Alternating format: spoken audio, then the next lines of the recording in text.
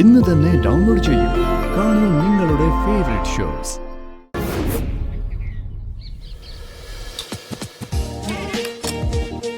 ഇതാ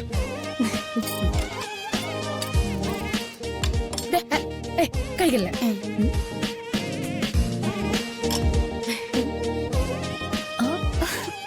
രശ്മിയേച്ചി ഒരു സ്കെയിലും പെൻസിലും കൂടി വാങ്ങിച്ചു തരാം. എന്തിന്? അളന്ന് മുറിക്കാൻ. റാണി, നിനക്ക് മാത്രല്ല കണക്കൂട്ടൽ അറിയുന്നത്. ഈ അളവും കണക്കൂട്ടലും ഒക്കെ എനിക്കും അറിയാം. എന്താ ചിരിക്കുന്നത്?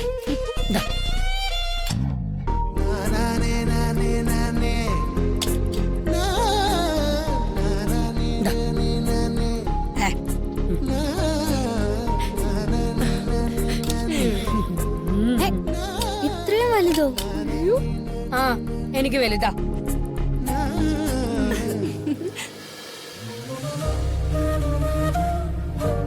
ആഹാ, ഇവിടെ എന്താ? അയ്യോ അപ്പച്ചി.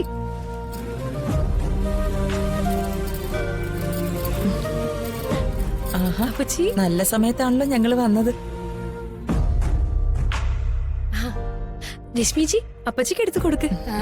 രശ്മിയേച്ചിക്കാവുമ്പോ അളന്ന് മുറിക്കാനൊക്കെ കറക്റ്റ് അറിയാം. അതെന്താ? അല്ല, അത് പിന്നെ ഒന്നും വേണ്ട. അങ്ങനെ പറഞ്ഞാ ശരിയാവില്ല. വേണ്ട കുഞ്ഞി. കുറച്ച്. ഏട്ടാ, ദേ പാറുച്ചി അപ്പച്ചിയും വന്നു. അപ്പച്ചിയും പാറു ഇരിക്ക്. ഇരിക്കാം.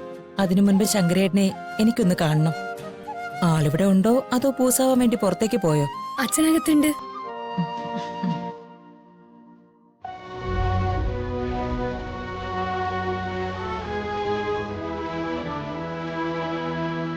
ഗിരേട്ടാ,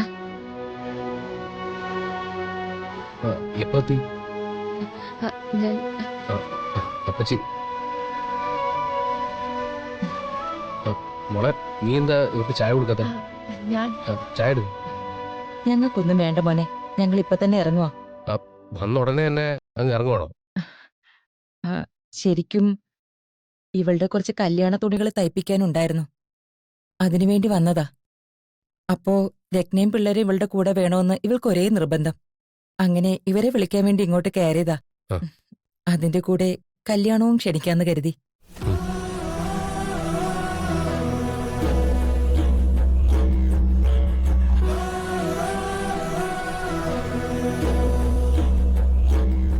നിങ്ങളോട് പ്രത്യേകിച്ച് പറയേണ്ടതില്ലല്ലോ.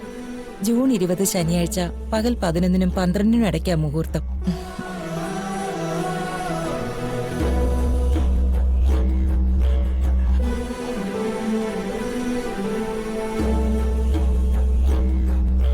എല്ലാവരും വരണം. എല്ലാവരും ചേർന്ന് കല്യാണം ഗംഭീരമാക്കി തരണം.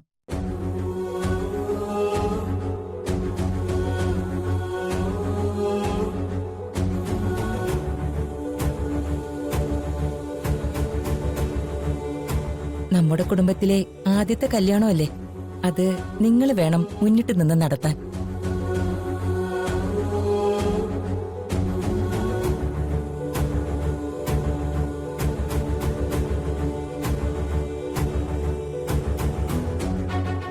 നിങ്ങൾ സംസാരിക്കേ. ഞാൻ പോയി ശങ്കരേട്ടനെ കണ്ട് ഈ കത്ത് കൊടുത്ത് കാര്യങ്ങളൊക്കെ പറഞ്ഞിട്ട് വരാം.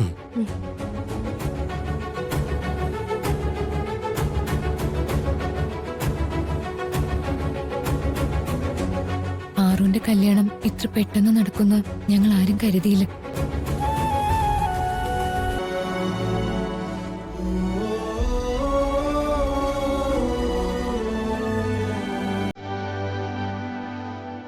ഗിരേട്ടാ, എനിക്കൊരു കാര്യം സംസാരിക്കാനുണ്ട്. ഒന്ന് വരൂ.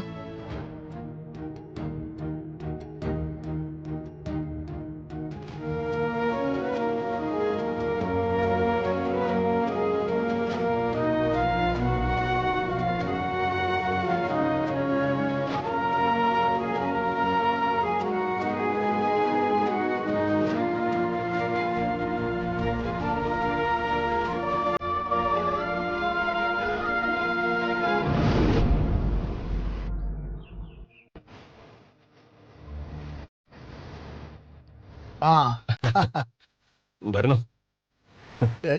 ലളിതാമ്മ അകത്തുണ്ട്. ഓ വരൂ. മുത്തശ്ശി പത്മനാഭ സാർ വന്നിരിക്കുന്നു. ഇന്ദ്ര, പാർവതിയുടെ അച്ഛൻ വന്നിരിക്കുന്നു. എന്താ സാർ തീരെ പ്രതീക്ഷിക്കാതെ? ആ ഒരു വിശേഷം അറിയിക്കാനുണ്ട്.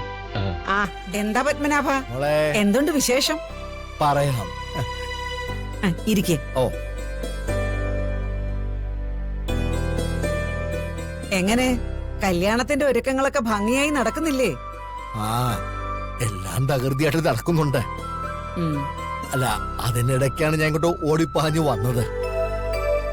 നമ്മുടെ ആചാരപ്രകാരം വിവാഹത്തിന് മുമ്പ് 1-2 ചടങ്ങുകളിലൂടെ നടത്തേണ്ടതായി ഉണ്ട്. ഉം.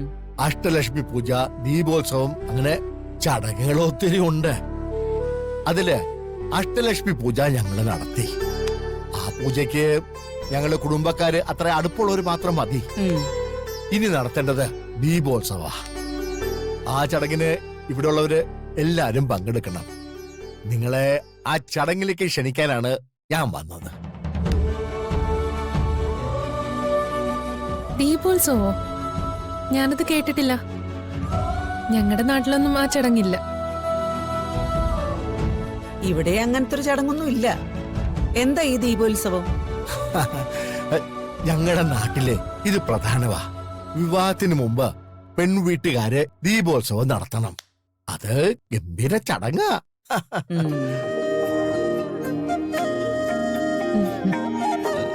എന്താണ് ആ ചടങ്ങ് കൊണ്ട് ഉദ്ദേശിക്കുന്നത്? ആ പെൺകുട്ടികള് വീടിന്റെ വിളക്കാണെന്നാണല്ലോ സങ്കല്പം. പാർവതി ഇപ്പോ ഞങ്ങളുടെ വീട്ടിലെ വിളക്കാണ്, പ്രകാശമാണ്. വിവാഹശേഷം അവള് ഈ വീട്ടിലും പ്രകാശമായിട്ട് എന്നും നിറഞ്ഞു നിൽക്കണം. അതിനു വേണ്ടിയിട്ടാണ് ഈ ചടങ്ങുകൾ നടത്തുന്നത്. അവള് വന്നു കയറുമ്പോ ഈ വീട്ടിലെ ഇപ്പോഴുള്ള പ്രകാശം കെട്ടുപോകാതിരുന്നാ മതി. അപ്പോ എല്ലാരും ഈ ചടങ്ങിന് വരണം കേട്ടോ. ഓ, വരാം. ആ അല്ല, ഇത് പറയാൻ വേണ്ടി ഇത്രയും തിരക്കിനിടയിൽ ഇവിടം വരെ വരണമായിരുന്നോ? ഒന്ന് ഫോൺ ചെയ്താ പോരായിരുന്നോ? അത് പോരാ, അത് ശരിയാവില്ല. നിങ്ങളിപ്പോ എന്റെ ഏറ്റവും അടുത്ത ബന്ധുക്കളാ. ഇനി ഇതാണ് എന്റെ മകളുടെ വീട്. ആ സ്ഥിതിക്ക് ഇതുപോലുള്ള ചടങ്ങുകള് ഫോണിൽ കൂടി വിളിച്ചറിയിക്കുന്നത് ശരിയല്ല. നേരിട്ട് തന്നെ വിളിച്ചറിയിക്കണം. എന്നാ പിന്നെ ഞാൻ അങ്ങോട്ട് ഇറങ്ങിയേ. അയ്യോ, ചായ കുടിച്ചില്ലല്ലോ. അതൊന്നും വേണ്ട, ഒത്തിരി സ്ഥലത്ത് കേറാനുണ്ട്. പോട്ടെ മോളെ. ആ വന്നേക്കണം. മോനെ, സുഖമാണോ? അതെ, ദീപോത്സവത്തിന് നേരത്തെ തന്നെ എത്തിയേക്കണം കേട്ടോ. അപ്പോ ദീപോത്സവത്തിന് കാണാം. ശരി. മോനെ, അയ്യോ മോനെ, കഴുത്തിന്റെ കാര്യം ഞാൻ ഓർത്തില്ല. ഇപ്പോഴും വേദന ഉണ്ടല്ലേ? ഞാനും ഓർക്കാതെ. സാരമില്ല. ഏതായാലും മോൻ സൂക്ഷിക്കണം. പെട്ടെന്ന് വേദനയൊക്കെ മാറട്ടെ. എന്റെ ശരീരത്തിൽ നിൽക്കുന്ന വേദന ഞാൻ സഹിക്കും, പക്ഷെ മനസ്സിൽ നിൽക്കുന്ന വേദന ഞാൻ പൊറുക്കില്ല. പിന്നെ ദീപോത്സവത്തിന് വരുമ്പോഴേ വയ്യാത്ത അനിയനെയും അമ്മയും കൂടെ കൊണ്ടുവന്നേക്കണം.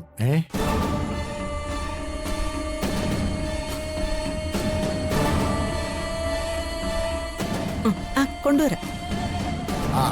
എന്നാ പിന്നെ ഞാൻ ഇറങ്ങിയ. ഓ,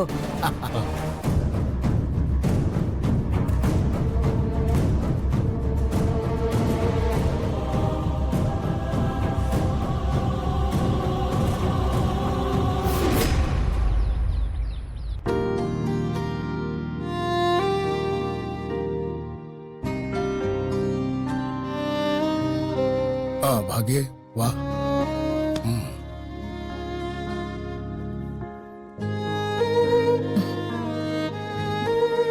രാവിലെ തന്നെ കുടിച്ചിട്ടുണ്ടല്ലേ? എത്ര പറഞ്ഞാലും കുടി നിർത്തില്ലെന്ന് വെച്ചാ? നീ അത് വിട്, വന്ന കാര്യം പറ. അറിഞ്ഞു കാണുമല്ലോ, പാറുവിന്റെ കല്യാണമാ.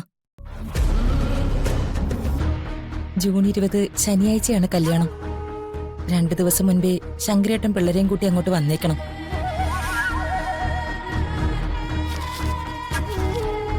കുടുംബത്തിൽ നടക്കുന്ന ആദ്യത്തെ കല്യാണമാണ്.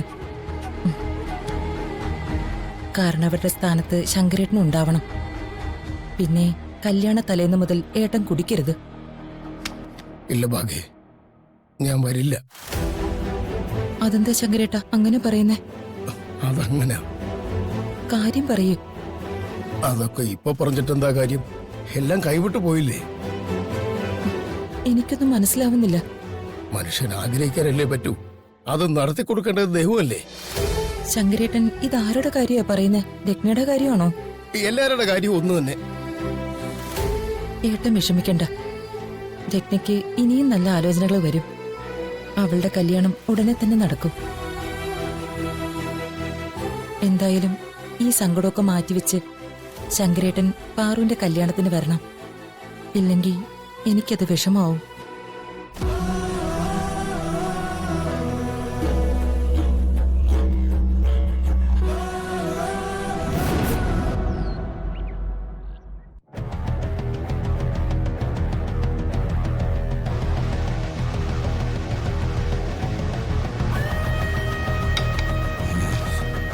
ഗിരി,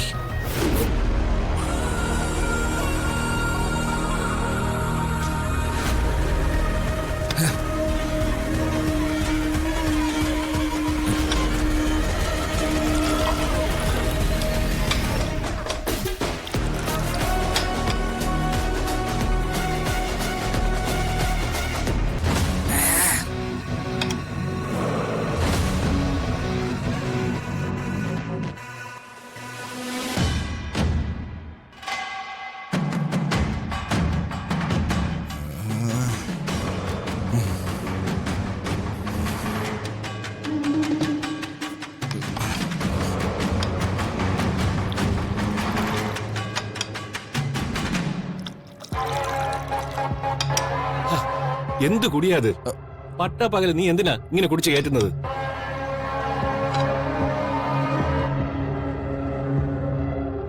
ഈശോട്ടാ, നമ്മള് കല്യാണ കത്തൊന്നും അടിച്ചില്ലല്ലോ. അതടിക്കാൻ കൊടുത്തിരിക്കയില്ലേ? എന്നാ പ്രസ്സുകാരോട് വിളിച്ച് പറഞ്ഞേക്ക് അത് അടിക്കണ്ടെന്ന്. ഇനി അഥവാ അത് അടിച്ചെങ്കിൽ എല്ലാം കൂടി വാരിയിട്ട് കത്തിച്ച് അവനോട് തീ കായാൻ പറയും.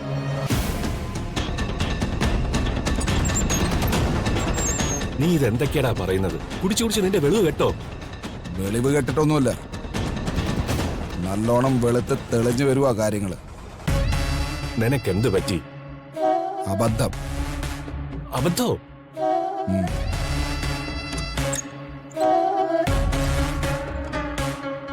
ഇരുന്നിരുന്ന് പെണ്ണ് കെട്ടാൻ തയ്യാറായതാ അബദ്ധായത്. അല്ല, പെണ്ണ് കെട്ടാൻ തീരുമാനിച്ചാലും ഒരു തെറ്റുമില്ല. പക്ഷേ കണ്ടുപിടിച്ച പെണ്ണ് അതൊരു റോങ് ചോയ്സ് ആയിപ്പോയി. ഇന്ദ്ര, കള്ളിന്റെ പുറത്ത് നീ കാട് കയറി ചിന്തിക്കണ്ട. ഇന്ദ്രൻ ചിന്തിക്കും. കാടും മലയും പുഴയും കടന്ന് ചിന്തിക്കും. ഒരുപാട് ചിന്തിച്ചു. പലതും മനഃപൂർവ്വം കണ്ടിൽ നിന്ന് നടിക്കാനും മറക്കാനും ശ്രമിച്ചു. പക്ഷേ അതിലൊന്നും ഒരു കാര്യമില്ലാന്ന് എനിക്കിപ്പോ മനസ്സിലായി. അന്ന് പെണ്ണ് കണ്ടു വന്നപ്പോ മുത്തശ്ശി പറഞ്ഞതാ ശരി. ഈ ബന്ധം നമുക്ക് ചേർന്നതല്ല. അത് ശരിയാ, വളരെ വളരെ ശരിയാ. ഇത് എനിക്ക് ചേർന്ന ബന്ധമല്ല. ഇതെനിക്ക് വേണ്ട. ഈ കല്യാണം എനിക്ക് വേണ്ട. മതി കുടിച്ചത്. പോയി കിടന്ന് ഉറങ്ങാൻ നോക്ക്. ഒന്ന് ഉറങ്ങി എഴുന്നേൽക്കുമ്പോ നിന്റെ കെട്ടും മാറും, നിന്റെ ഭ്രാന്തും മാറും. ഈശോട്ടാ, ഞാൻ വെറുതെ പറഞ്ഞല്ല. ഈ കല്യാണം നടക്കില്ല. I am serious. തമാശയല്ല ഇത്. ഞാൻ ഇപ്പൊ തന്നെ നകുലിനെ അവന്റെ അച്ഛനെ വിളിച്ച് പറയാൻ പോവാ. നീ വെറുതെ തോന്നിയ ദിവസം കാണിക്കരുത്. കല്യാണത്തിന്റെ ദിവസങ്ങൾ മാത്രമുള്ളപ്പോ നീ വേണ്ടെന്ന് പറയുന്നത് ചെറ്റത്രമാണ്. അതെ, ചെറ്റത്തരമാണ്. പക്ഷെ അത് ആദ്യം കാണിച്ച ഞാനല്ല, അവരാ. അവരെന്ത് ചെയ്യുന്ന? അവരെന്നെ അപമാനിച്ചു. നകുലിന്റെ അച്ഛൻ ഇവിടെ തന്നിട്ട് പോയ കല്യാണ കത്ത് ചേട്ടൻ കണ്ടിട്ടില്ലല്ലോ. ദാ, നോക്ക്.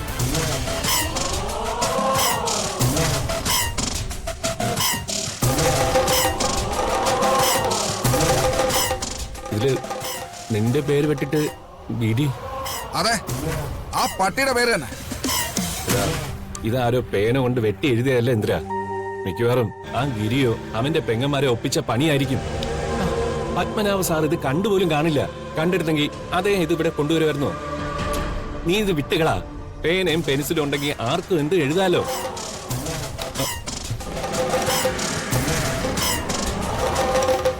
അപ്പൊ ഇതോ?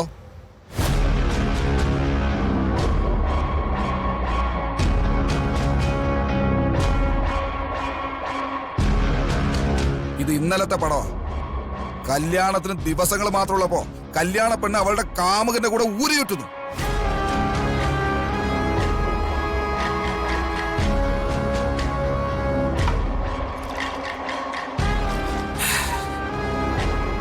വല്ലവന്റെയും കൂടി അഴിഞ്ഞാടി നടക്കുന്ന ഈ മറ്റവളെ ഇനി എനിക്ക് വേണ്ട.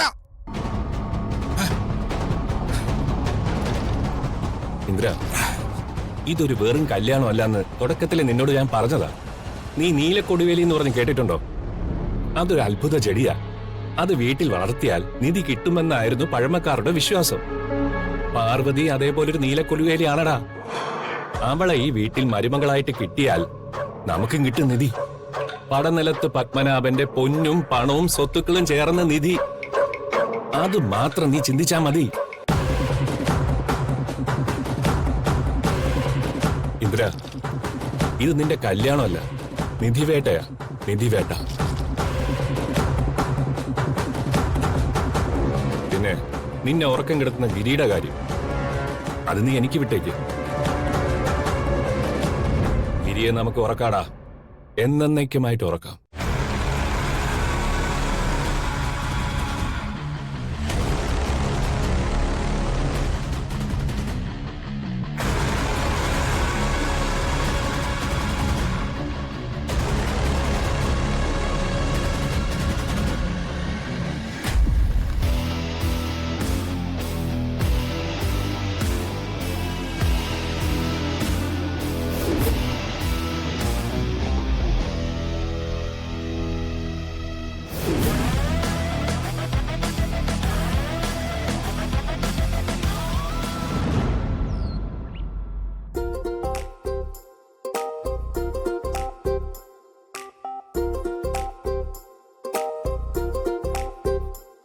അച്ഛൻ ഇപ്പോഴും വരത്തില്ലല്ലോ. ഇല്ലടാ, നീ സമാധാനമായിട്ട് കഴിക്ക്. അച്ഛൻ ഇപ്പൊ ഒന്നും വരത്തില്ല. ആ കൊള്ളാം. അച്ഛനിത് കാണണ്ട. ചേട്ടൻ ഫിസിക്കൽ ടെസ്റ്റിന് തോറ്റ ദേഷ്യത്തിലിരിക്കുക അച്ഛൻ. അതിന്റെ കൂടെ ഈ കാഴ്ചയോടി കണ്ടാ മിക്കവാറും ചേട്ടന് കണക്കിന് കിട്ടും. എടി മോളെ, ചതിക്കല്ലേ. നീ ആയിട്ട് പോയി നീ അച്ഛൻ്റെ അടുത്ത് പറഞ്ഞു കൊടുക്കാതിരുന്നാ മതി. ആ ഞാൻ പറയും. ചതിക്കല്ലേ മോളെ, പ്ലീസ്. പറയാതിരിക്കാം. പക്ഷെ എനിക്കെന്ത് തരും? ആ ദാ, ഒരു മുട്ട തരാം. മതിയോ? പോരാ. അമ്മേ, ഇവള് വില വെച്ചെന്ന് കണ്ടില്ലേ? ആ, നിനക്ക് ഞാനൊരു ചോക്ലേറ്റ് വാങ്ങിച്ചു തരാം. അമ്മേ, എന്താന്ന് വെച്ചാ വാങ്ങിച്ചു കൊടുത്തേക്കണേ. അതെന്താ ചേട്ടന് വാങ്ങിച്ചു തന്നാ? അതിന് എന്റെ പൈസ ഇല്ലല്ലോ. അയ്യ, ഉണ്ടേ.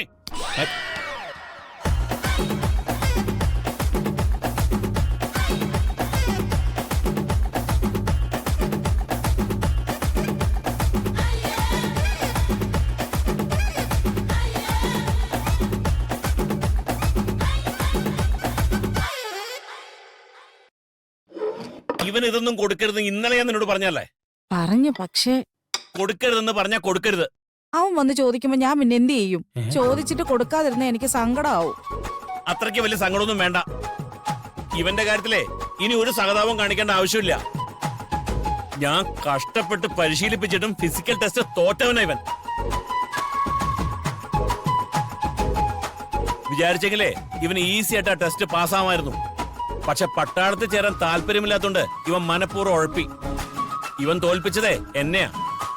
അച്ഛാ, ഞാൻ മനഃപൂർവ്വം ഉഴപ്പിയൊന്നും അല്ല, തോറ്റുപോയതാ. നിന്റെ ഒരു വിശദീകരണവും എനിക്ക് കേൾക്കണ്ട. ഇനി ജിമ്മെന്നും പറഞ്ഞ് നീ വീട്ടിന് പുറത്തേക്ക് ഇറങ്ങിയ പൈസ കളയാനായിട്ട്. വീലേ, ഇനി ഇവന് വേണ്ടി മുട്ട പുഴുങ്ങാനോ പാല് തിളപ്പിക്കാനോ നീ നിക്കണ്ട. ഞാൻ അറിയാതെ ഇനി ഇവൻ എന്തെങ്കിലും കൊടുത്തു എന്ന് അറിഞ്ഞ ഇല്ല. ഒരു മിസ്റ്ററിന്റെ ഒന്നൊക്കെ.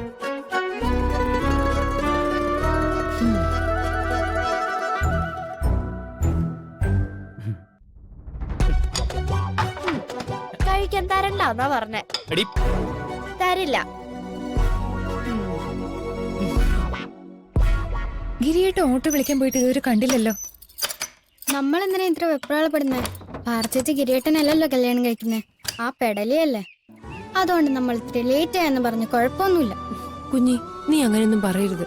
ഏട്ടനും പാർച്ചിട്ടുള്ള കല്യാണം നടക്കില്ല എന്നൊന്നും ഇപ്പോഴും പറയാൻ പറ്റില്ലല്ലോ. അങ്ങനെ നടന്നാ മതിയായിരുന്നു.